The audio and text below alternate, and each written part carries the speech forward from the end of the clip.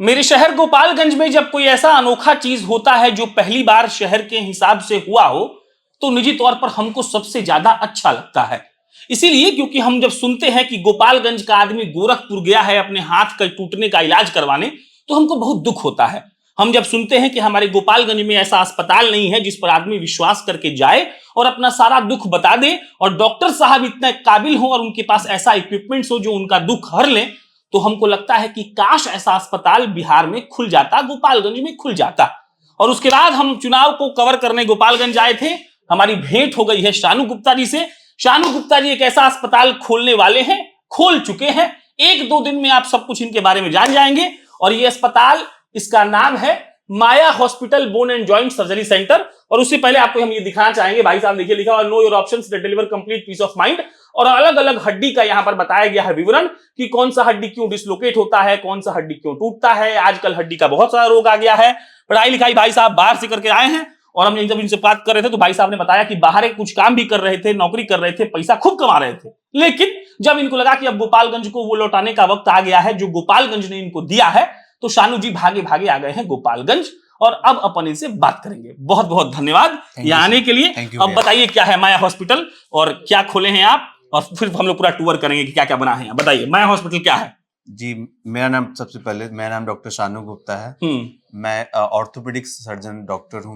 मैं हड्डी का, जोड़ का और स्पाइन का स्पेशलिस्ट हूं। अच्छा अच्छा। इसमें जो मेरा इंटरेस्ट सबसे ज्यादा है उसमें एक तो फ्रैक्चर सर्जरीज होती हैं जो टूटा फूटा होता है, जो अपने आप नहीं जुड़ पाता है, जिसमें ऑपरेशन की जरूरत होती है वो, या ऐसे कोई मरीज जिसकी हड्डी नहीं जुड़ पा रही है उसको ऑपरेशन करके जोड़ना।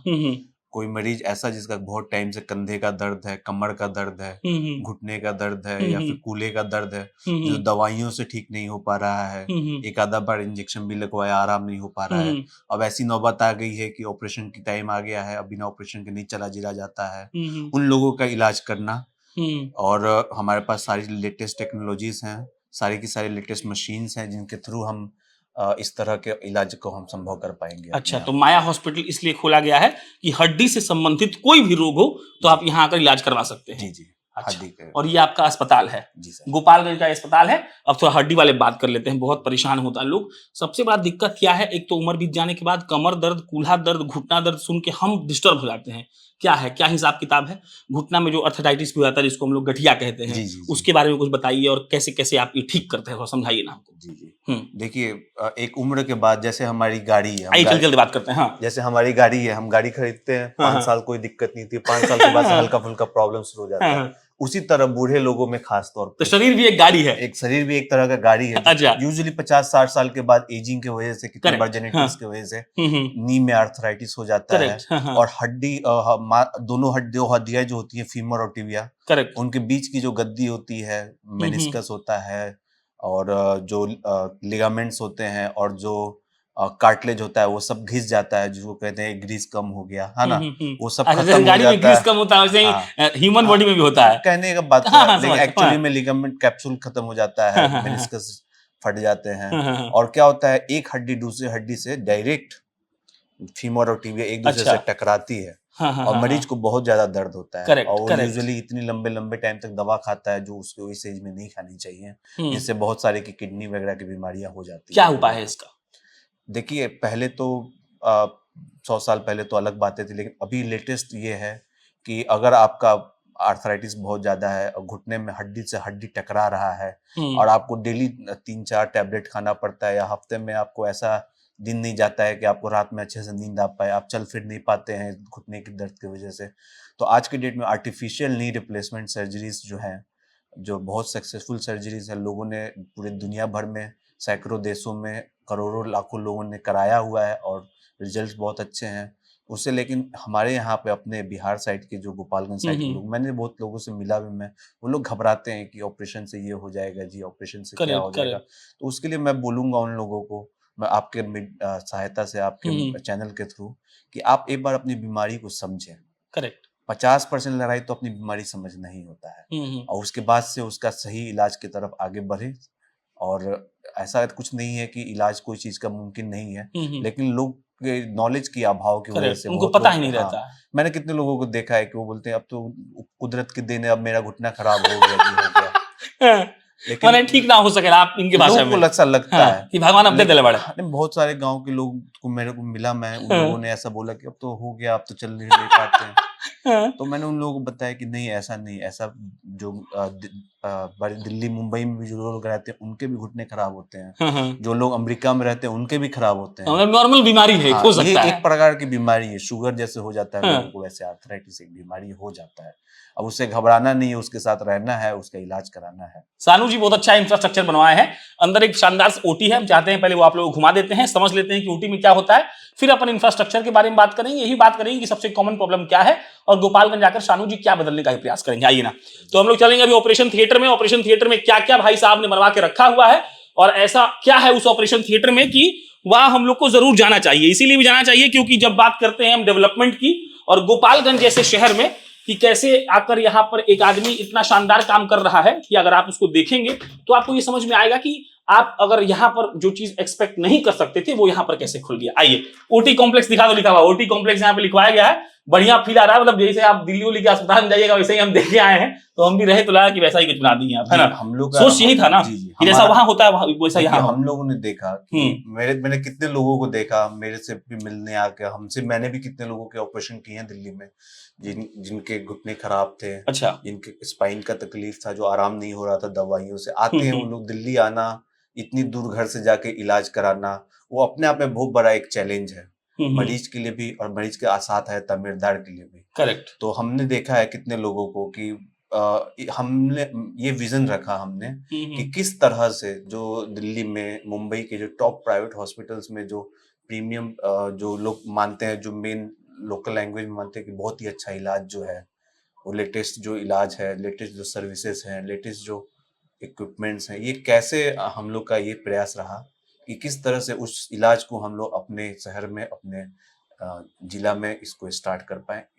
इस इंटेंशन के साथ हम लोग यहाँ पे अपना सेटअप स्टार्ट कर रहे हैं। चलिए, अभी ओटी स्टार्ट नहीं हुआ है, अभी हमने कोई केस वगैरह अभी स्टार्ट, तैयारी सब हो चुकी है, अब रेडी और जल्द स्टार्ट हो जाएगा। राइट, आइडियली तो ओटी में इस तरह नॉर्मल ड्रेस में घुसना मना होता है, लेकिन चूंकि हम लोग का अभी स्टार्ट नहीं हुआ है और पूरा स्टेरिलाइजेशन होना भी बाकी है, तो हम आप लोगों को दिखाने के लिए गलत काम कर रहे हैं, लेकिन फिर भी हम चाहते हैं कि दिखा दें। देखिए, आप गलत नहीं, अभी तो स्टार्ट नहीं हुआ, जैसे स्टेराइल हो जाएगा तो फिर स्टेराइल घुसना दिया जाएगा, फिर घुसेगा तो फिर उसमें क्या होता है कि सर्जन मास्क और सब खोल स्टाफ के, का जो ड्रेस होता है, वो एक पहन अलग के घुस ड्रेस सकते हैं। और कैप, मास्क, शू कवर और शू अलग से आता है, हम लोग सब रेडी कर रखे हैं, वो पहन के जाया जाता है यूजुअली। चलिए ना, अब देखते हैं हम लोग। आइए, तो ओटी कॉम्प्लेक्स शानू जी का दिखाते हैं आपको कि भाई साहब ने क्या क्या तैयार किया है, बनाया है, और ये जरूरी इसलिए भी है क्योंकि गोपालगंज में क्या क्या नया खुला है। पहला रूम आता है हमारा ओटी कॉम्प्लेक्स में। अच्छा, इसको हम लोग कहते हैं CSSD रूम, स्टेरिलाइजेशन रूम। धीरे समझाइए ये क्या होता है, सब मतलब। देखिए, हड्डी के इलाज में सबसे बड़ी चुनौती होती है इन्फेक्शन, एक बहुत बड़ी चुनौती है। करेक्ट।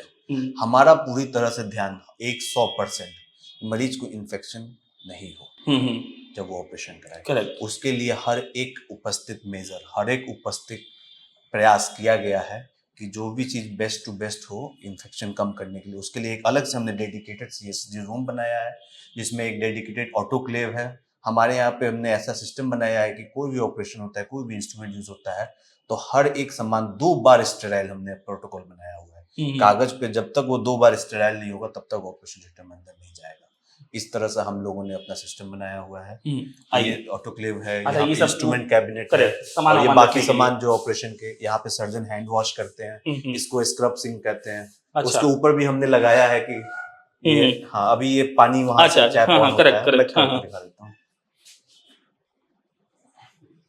ओके, हाँ, तो और ऊपर से कैसे हैंड वॉश करना है, कोई नया स्टाफ। अच्छा, तरीका ही बताया गया है कि भाई जी कोई आदमी पहली बार आया हो 8 स्टेप में, वैसे तो कोई यूजुअली पहली बार नहीं आता, लेकिन फिर भी करेक्ट इंटेंशन ये है कि इन्फेक्शन को कंट्रोल करना है, अवेयरनेस ज्यादा हो, और अवेयरनेस रहेगा तो गलती नहीं होगी, और गलती नहीं होगी तो ये कम से कम अच्छा रहेगा कि सब कुछ ठीक ठाक करके चल रहा है। हर बार जब इंटेंशन ये है इसके ऊपर ये लगाने का कि हर बार जो भी आदमी स्क्रब हो उसको कोई स्टेप मिस ना कर जाए।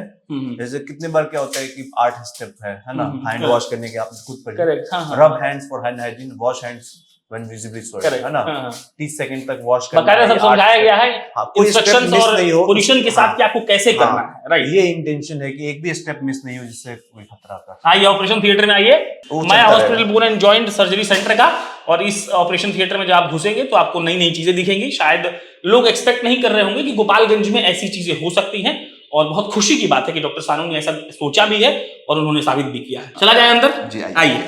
तो ऑपरेशन थिएटर में हम लोग घुस रहे हैं भाई साहब। अब ये है ऑपरेशन थिएटर, जिसको बहुत भव्य बनाने का प्रयास किया गया है, और अब हम लोग एक एक चीज का मतलब जानेंगे कि क्या है, क्यों है, कैसा है। तो अब इतना बड़ा बड़ा मशीन जो हम देखे हैं, सानू जी थोड़ा समझाइए हमको, ये सब क्या है, इसका काम क्या होता है। थोड़ा बहुत पैसा ही बता दीजिए, कितना महंगा महंगा सामान आप लगाए, पहले ये बताइए क्या है ये। पैसा तो सेकेंडरी है, मेन इंटेंशन है कि किस तरह से जो लेटेस्ट इलाज है, जो लेटेस्ट टेक्नोलॉजी है, लेटेस्ट जो ऑपरेशन होना है, उसके लिए जो इक्विपमेंट्स की जरूरत है। जैसे कहते हैं ना, बिना औजार के युद्ध नहीं कर सकते हैं। ऑपरेशन एक तरह का युद्ध है, इसके लिए आपको सारे औजार चाहिए। हमारा इंटेंशन ये रहा कि हर एक औजार जो मुमकिन हम ला सकते हैं, उसको ला करके हम अपने लड़ाई की तरफ बढ़े। क्या है ये बताइए, थोड़ा समझाइए। ये ओटी लाइट कहते हैं दोनों को। ये अच्छा। डबल डोम ओटी लाइट है, हाँ। और ये ऑपरेशन करते वक्त इसका साथ में ऑटोक्लेवेबल हैंडल डोर है, कि इनकेस कोई एडजस्ट करना हुआ सर्जन को। तो ये जो मशीन आप देख रहे हैं, ये सी शेप का, अच्छा, हाँ, इसको कहते हैं सी आर्म मशीन। अच्छा, ये इसका मॉनिटर है। यहाँ पे क्या होता है कि जैसे मान लीजिए कोई हड्डी में हमको एक स्क्रू डालना है, हड्डी टूटा हुआ है, प्लेट बैठाना है, नेल बैठाना है ना, तो ये क्या करता है, जीएल लाइफ जब बटन दबता है तो हड्डी दिखती है, कितना पेज गया अंदर, आपको कितना एग्जैक्ट डालना है, कितना आपको मिनिमम। अच्छा, मतलब ये स्कैन करके आपको स्क्रीन पे दिखा देता है। जी, यहाँ से बटन दबेगा, इसकी फोटो कैप्चर करेगा और वहां दिखाएगा, भेजेगा, वहां पे बिल्कुल दिखेगा। हम आपको करके भी दिखा देंगे यहाँ पे। तो मतलब इसका मतलब कोई 1% का भी दिक्कत नहीं हो सकता डॉक्टर को। हाँ, कि मतलब ये औजार है कि किस तरह से ऑपरेशन को परफेक्ट बनाया जाए, है ना, सक्सेसफुल। ये क्या है सर? इसको कहते हैं एनेस्थीसिया मशीन। इसको एनेस्थीसिया एपैरेटस कुछ लिखा हुआ है। हाँ, क्या होगा इससे? ये बॉयल्स एपैरेटस है, मरीज को बेहोश करने के लिए। अच्छा, जो हम लोग कहते हैं सुन किया जाता है ये ना, या तो पैर सुन कर दिया, या हाथ सुन कर दिया, या फिर इसमें क्या होता है कि हो जाता है सुन जी? देखिए वो क्या होता है, ये तो मॉनिटर है, और इसमें सिलेंडर्स लगते हैं। अच्छा। और कुछ दवाइयां होती हैं जो अलग से एक टेबल बना हुआ है उसके लिए। अच्छा। अब इन दोनों के सहायता से एनेस्थेसिस्ट जो होते हैं, बेहोशी करने के जो डॉक्टर होते हैं, वो क्या करते हैं कि मरीज को पहले दवा देते हैं, फिर मरीज पहले सो जाता है, और फिर उसके में एक ट्यूब डाल देते हैं ताकि उसको दवा से बैग मास्क या फिर वेंटिलेटर के थ्रू उसको वेंटिलेट करके मरीज को बेहोश रखा जाए, दर्द से मुक्त रखा जाए जब तक ऑपरेशन सक्सेस। अच्छा, एक पर्सनल सवाल, शानू जी, आज तक आप कितना लंबा कोई ऑपरेशन किए हैं हड्डी वाला? हम समझना चाहते हैं उसका बात।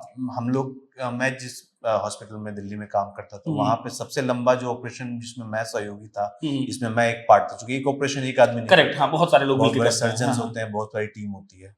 तो वो ऑपरेशन सुबह 8 बजे शुरू होता था, रात के 10-10 बजे तक भी चलता था। मतलब 14-14 घंटा। लेकिन वो कंटिन्यूअस नहीं होता है ऑपरेशन। ओके। जैसे कंटिन्यूअस ऑपरेशन तो चल रहा है, लेकिन सर्जन हमारे, मान लीजिए जैसे एक सर्जरी जिसकी मैं बात कर रहा हूँ, उसको कहते हैं स्कोलियोसिस। अच्छा। वो होता है छोटे बच्चों में जो कमर टेढ़ा हो जाता है, और वो टेढ़ा होता जाता है, तकलीफ बच्चा टेढ़ा होता जाता है। आपने देखा कुबर निकल जाता है, इसे झुक के चलता है। बच्चे जो आगे झुक जाते हैं, छोटे बच्चे, तो वो कुबर सीधा करने का वो ऑपरेशन होता है, स्कोलियोसिस। तो क्या ये संभव है कि जो ऐसे है वो ऐसे हो जाएगा?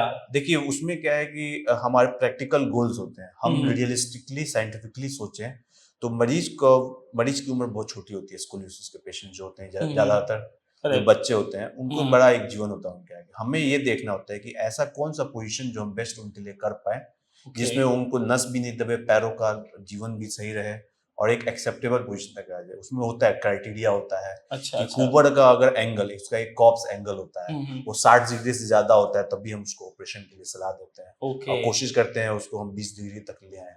अलग अलग टेक्निक होते हैं। कमर की हड्डी को 6 तरीके से काटने की उसकी साइंस होती है, डिस्क्रिप्शन होता है। और काट करके उसको, हमारे यहाँ न्यूरो मॉनिटरिंग होता था पहले, हम जहाँ काम करते थे, वहाँ न्यूरो मॉनिटरिंग में क्या होता है कि रियल लाइफ कोई नस दब तो नहीं रहा है, उसकी मॉनिटरिंग कंटिन्यूअस एक मशीन होती थी, वो उसके थ्रू होता था। सुबह 8 बजे वो केस शुरू होता था, मरीज अंदर जाता था, फिर उसका एक्सपोजर होता था, फिर उसके बाद से उसका फिर ऑस्टियोटोमीज होती थी, फिर फिक्सेशन होता था।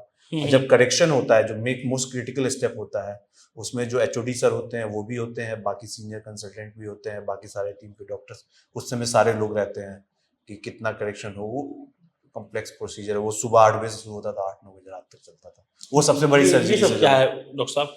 वो कौन सी मशीन है ये, दिखाइए जरा। ये कॉटरी मशीन है अच्छा, ये क्या करता और है? ये टूर्निके मशीन, ये ऑपरेशन के दौरान कोई ब्लड लॉस हो रहा है अच्छा अच्छा। तो उसको तुरंत मशीन से उस ब्लड ब्लीडर को रोका जा सकता है कि ऑपरेशन के दौरान ब्लीडिंग कम हो, अच्छा मरीज अच्छा। का कम से कम ब्लड लॉस में ऑपरेशन। अच्छा, नॉर्मली एक माने फॉर एग्जांपल घुटना कुछ आप रिप्लेसमेंट कर रहे हैं या रिप्लेस करते हैं घुटना आप, जी जी। कितना कितना लोग सहयोगी चाहिए होता है इसमें, तो हम समझना चाहते हैं कि कैसे ओटी काम करता है। देखिए, एक तो मेन सर्जन एक तो होता है, मेन आदमी हो गया जो मेन सब कुछ सर्जन होता है, हाँ। इंस्ट्रक्ट करेगा और हाँ, करेगा, एक असिस्टेंट सर्जन होता है, एक असिस्टेंट हो गया, और ठीक। एक यूजुअली एमबीबीएस कोई डॉक्टर, एक और साथ में हम लोग यूजुअली 2 या 3 डॉक्टर्स मिलकर ऑपरेशन करते हैं, जिसमें एक सीनियर कंसल्टेंट, सब मिला के 4 लोग रहता होगा, 4-5 3-4 डॉक्टर होते हैं, अच्छा, है ना, यूजुअली। ठीक है। उसके बाद से फिर 2 स्टाफ नर्स होते हैं जो पैरामेडिकल वाले, हाँ नहीं पैरामेडिक्स, नर्सिंग स्टाफ, करेक्ट, जो जिनका काम होता है सर्जन्स को जो भी चीज चाहिए उसको सीजर लाना, ये लाना, वो लाना, वो सिस्टम होल्ड करना, वो सिस्टम बना होता है, करेक्ट, टेबल बनती है, सब स्टेराइल सामान रखा रहता है, अच्छा, उनका जगह होता है, उनको कहाँ खड़ा होना है, उनको क्या करना है, सबका एक पार्ट बटा होता है कि सीनियर सर्जन को क्या करना है, कौन क्रिटिकल स्टेप है, कौन से असिस्टेंट 1 का क्या काम है, असिस्टेंट 2 का क्या काम है, कब हड्डी काटने का काम किसका है, सीमेंटेशन किस करनी है, वैक्यूम टेक्नोलॉजी कौन यूज करेगा, एक प्रोसीजर है वो सबका, करेक्ट। उस तरह। तो ऐसा तो बहुत काम पहले करके आए होंगे ऑपरेशन, तो यहाँ पहला हम कब एक्सपेक्ट करें कि इस ओटी में पहला कब हो जाएगा? जरूर हमारे पास कोई मरीज होगा जो हमारी बात को समझेगा, इलाज अगर समझेगा, कराना चाहेगा तो जरूर करेंगे। हम लोगों ने यही उम्मीद से, यही एक एक्सपेक्टेशन से स्टार्ट किया है काम अपना यहाँ पे, कि हम इस तरह का इलाज जिसके लिए लोग ज्यादातर दिल्ली या मुंबई या गोरखपुर या पटना जाकर के लोग करा रहे थे, जो एक्चुअली क्या होता है कहीं और जाके इलाज कराना भी अपने आप में बहुत बड़ा एक चैलेंज होता है, तो यहाँ पे हम लोग करेंगे। करेक्ट। आइए अब बाहर चलते हैं हम लोग और समझेंगे शानू जी के इस इंफ्रा का मतलब और एक आध दो और छोटी मोटी बीमारियों के बारे में जो कम से कम इतना कॉमन है कि सब लोग को हो ही जा रहा है, उसके बारे में हम लोग बात करेंगे और जानेंगे कि सानू जी इसके बारे में क्या सोचते हैं। सानू जी, एक और सवाल बहुत कचोट रहा है उस वक्त से, इतना पैसा वैसे खर्चा किए हैं, बताइए, इतना बढ़िया बढ़िया सिस्टम लगा दिए हैं, तो पैसा तो जब लग गया है तो हमको लगता है कि उसका भरपाया भी पूरा किया जाएगा। और आजकल जो प्राइवेट डॉक्टर लोग हैं उनको अच्छा नजर से नहीं देख रहा है, लोग कह रहा है कि आता है चूसने के लिए वो सब। नहीं, देखिए हम लोग का ऐसा इरादा नहीं है, हमारा इरादा है कि कम दाम में अच्छा इलाज हो, मरीज एक स्माइल के साथ अस्पताल से जाए अपने कष्टों से मुक्त होकर के। अगर कोई मरीज ऐसा आता भी है जो भैया हमारे पास तकलीफ बहुत ज्यादा है, हम इलाज कराने में हम मदद करने के लिए जरूर खड़े हैं। एक लाइन हमको सानू जी बोले कि आप किसी अस्पताल में जाएंगे, ठीक ठाक अस्पताल में जब घुसेंगे तो जो मरीज होता है उसको बेड पे सुला दिया जाता है, जो अटेंडेंट होता है वो नीचे कहीं पड़ा होता है। उसके लिए उन्होंने कहा कि देखिए हम हर एक बेड के साथ एक अटेंडेंट का बेड रखे हैं, जहां पर एक आदमी आएगा, आराम से बैठेगा, भीड़ भी कम रहेगा और उस आदमी को आराम से प्रॉपर सोने का जगह ही मिलेगा। बाकायदा इसको जनरल वार्ड कहेंगे ना जी, जनरल वार्ड में 1 2 3 4 5 6 बेड लगा हुआ है। इसके अलावा सानू भाई ने 1 2 3 4 पर्टिकुलर स्पेशल रूम भी बनाया, प्राइवेट रूम, मतलब वो कोई आदमी जो कह रहा है कि भाई हम जनरल वार्ड में नहीं रहेंगे तो उसके लिए रूम का व्यवस्था कर दिया गया है।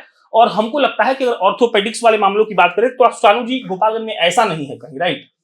वो तो अब हम लोग का प्रयास जो है, हमारा जो प्रयास है कि हम एक अच्छा इलाज कम दाम में अपने जो जिलावास कम खर्च में इलाज करेंगे, आप सुविधा बेहतर देंगे, सर्विस अच्छा सर्विस देने का ये इंटेंशन है। अब 1 2 सवाल और हम लेते हैं आपसे शानू जी। बहुत कॉमन प्रॉब्लम बहुत सारा है ना, तो हमको लगता है कि जैसे फॉर एग्जांपल आधा गोपालगंज में जो 55 साल 60 साल लोग क्रॉस कर गए हैं, उनके कमर और घुटना में दर्द होगा, उनके इसमें दर्द होगा, उनके शोल्डर में उठता नहीं होगा, ये सब नहीं कर पाएंगे वो लोग।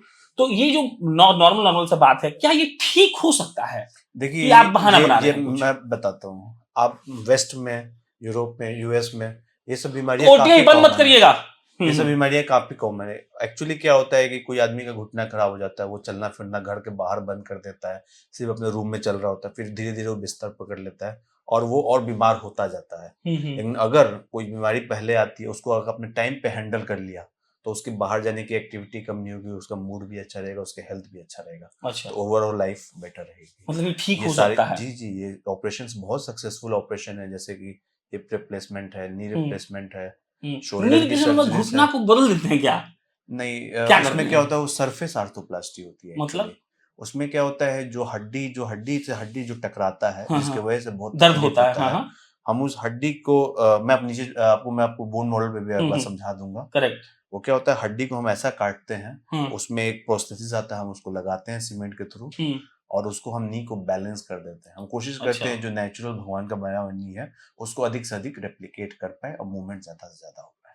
चलिए, बाकी ये डॉक्टर शानू गुप्ता थे। इनका फोन नंबर, इनके अस्पताल का पता डिस्क्रिप्शन बॉक्स में दे रहे हैं, इनका अपने पेज का लिंक दे रहे हैं, जाइए पता धन्यवाद। करिए। और गोपालगंज में अगर आप हैं, अगल बगल में कहीं हैं, तो किसी बड़े अस्पताल में जाने से पहले एक बार विश्वास करके आइए। हम लोग के यहाँ ये भी डर है लोगों में कि ऑपरेशन नहीं कराएंगे, कुछ हो जाता है, चाहे वो मतलब वो डर रहा है ओटी में घुसने से, ऐसा होता है नहीं, क्या? देखिए एक्चुअली क्या है ना कि हम्म। जैसे यूएस वेस्ट में या फिर दिल्ली में, मुंबई में, वहां पे भी लोगों के घुटने खराब होते हैं, हाँ हाँ। वहां भी लोगों के कंधे जाम हो जाते हैं, करेक्ट है। वहां पे भी कमर में नस दब जाती है वहां पे भी। लेकिन वो जो लोग, मैं यहाँ आपके माध्यम के थ्रू मैं ज्यादा से ज्यादा लोगों को ये बताऊंगा कि आप अपनी बीमारियों को समझें। जब आप अपनी बीमारी को समझेंगे तो आप आधा लड़ाई लड़ लेंगे और आगे इलाज की तरफ बढ़ पाएंगे, अपना लाइफ बेटर और इलाज में यकीन भी कर पाएंगे। देखिए जब आप समझेंगे तभी आपको यकीन। करेक्ट। जैसे कि अब क्या होता है कि हमें शुरू में तो प्लेन होता था, है ना, लोग को लगता था पता नहीं क्या होता है प्लेन, फिर धीरे धीरे लोग टहलने इधर उधर जाने लग गए तो धीरे धीरे होने लग गया।